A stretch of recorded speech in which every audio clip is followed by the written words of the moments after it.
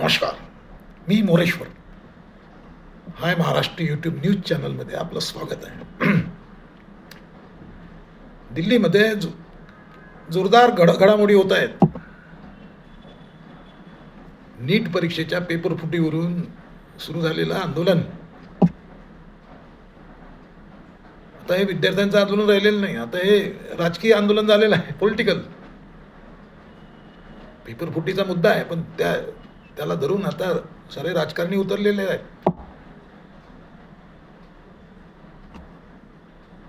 या मागणीसाठी पेपर फुटीची चौकशी करा आणि त्या शिक्षण मंत्री धर्मेंद्र प्रधान यांचा राजीनामा घ्या, या मागणीसाठी सोनम वांगचुक हे लडाखचे नेते आहेत.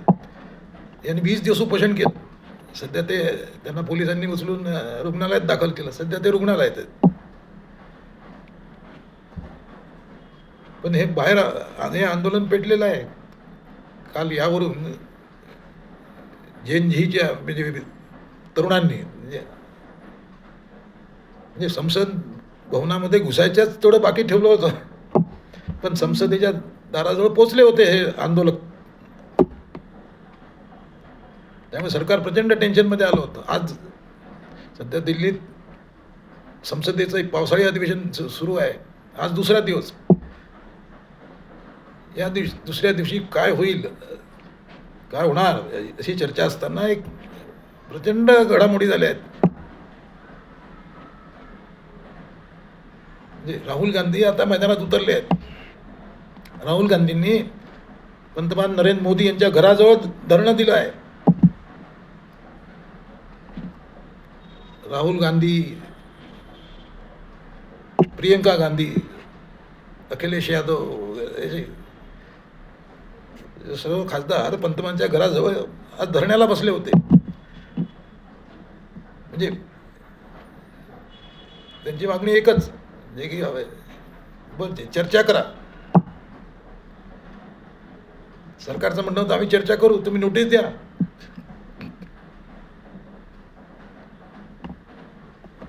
पण जसा काळ, जशी वेळ बदलली तशी राहुल गांधींनी आपली मागणी आणखी त्यात नवीन भर घातली. राहुल गांधी म्हणाले की आधी धर्मेंद्र प्रधान यांचा राजीनामा घ्या, धर्मेंद्र प्रधान यांचा राजीनामा घ्या आणि लोकसभेत चर्चा करा या विषयावर, पेपर फुटीच्या विषयावर. अशा 2 मागण्या राहुल गांधींनी आज सरकारचे जे प्रतिनिधी डॉक्टर जितेंद्र सिंग राहुल गांधी आणि खासदारांकडे आले होते त्यांच्यापुढे ठेवल्या. त्यामुळे प्रचंड पेच निर्माण झाला आहे. आणि हे सर्व धरणं खासदारांचं हे मोदींच्या घराजवळच सुरू होतं. म्हणजे मोदी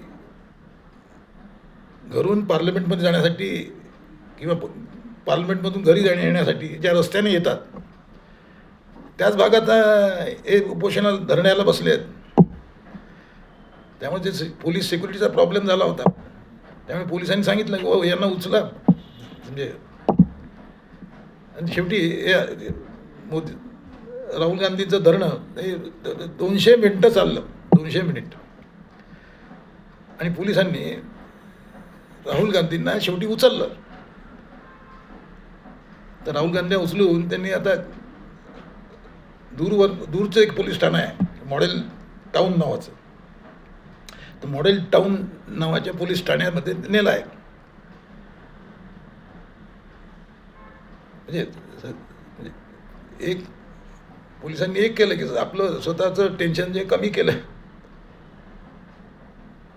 आणि तर राहुल गांधी ते पोलीस ठाण्यात आहेत, तिकडे प्रियंका गांधी सुद्धा आहे, अखिलेश यादव सुद्धा यात त्यांनाही नेलं आहे. सर्वांना बसमधून पोलीस घेऊन गेले. त्यामुळे आता हे प्रकरण चिघळलं आहे. म्हणजे आता कॉक्रोच पार्टीने सुरू केलेलं हा फटाका म्हणजे ओरिजिनली कॉक्रोच पार्टीने लावला आहे की नीट परीक्षेत गोंधळ झाला आहे, फुटला आहे पेपर, चौकशी करा वगैरे वगैरे.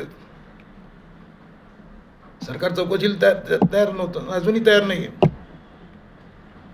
आम्ही चौकशी करू, आम्ही चर्चा करू असं सरकारने अजूनही म्हटलं नाही. 2 दिवस झाले. रेकॉर्डवर सरकार अजून यायला तयार नाही. आणि आता तर राहुल गांधींनी आपलं स्पष्ट सांगितलं आहे की तुम्ही धर्मेंद्र प्रधानाचा राजीनामा घ्या आणि लोकसभेत चर्चा करा या विषयावर, पेपर फुटीवर. आता प्रश्न हा आहे की पंतप्रधान नरेंद्र मोदी ही मागणी मान्य करतील का? म्हणजे धर्मेंद्र प्रधान यांचा राजीनामा घ्या, शिक्षण मंत्री, ही मागणी तर गेल्या काही महिन्यापासून आहे, पण मोदींनी त्यांचा राजीनामा घेतलेला नाही.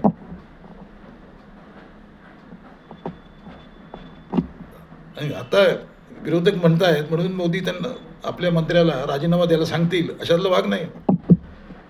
आणि तो एक रेकॉर्ड पाहत मी, मोदींनी गेल्या 12 वर्षात कोणत्याही मंत्र्याला राजीनामा द्यायला सांगितलेलं नाही. कोणत्याही मंत्र्याचा मोदींनी राजीनामा घेतलेला नाही. मोदींच्या लॉजिकमध्ये ते बसत नाही. एकूण भाजपने कोणाचा राजीनामा घेतले नाही. एकनाथ शिंदे, एकनाथ खडसे सोडले, ते सोडले तर बाकी अजून कोणाचा राजीनामा घेतलेला नाही. आता प्रश्न हा आहे की मोदी झुकणार का? मोदीची ती स्टाईल नाही.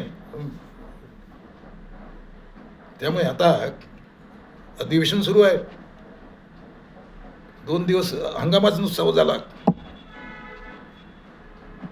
त्यामुळे आता उद्या लोकसभेत काय होतं, आणि त्यासाठी आज राहुल गांधींना आणि खासदारांना तिकडे नेलं आहे ठाण्यामध्ये, तर त्यांना उद्या लोकसभेत उपस्थित राहण्यासाठी सोडतात का, हाही प्रश्न आहे.